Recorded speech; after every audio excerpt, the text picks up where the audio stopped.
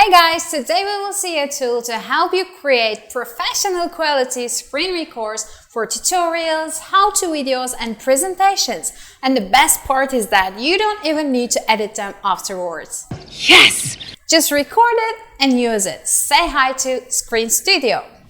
Okay, I will show you how to use it for maximum benefit. After you download Screen Studio, you can choose to record a specific window or the entire screen. Once you finish recording, you have some customization options like changing the background and arranging cursor size. You can choose the touch option, for example, to make it look like it was recorded on the phone. You can also arrange the size. If you want to use the video in multiple formats, you can crop some parts of the video and arrange background spacing.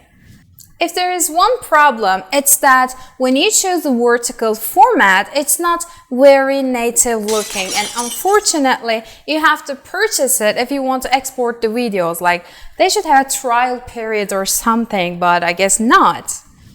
Don't forget to follow Pop Up Smart for more, and I'll see you next time.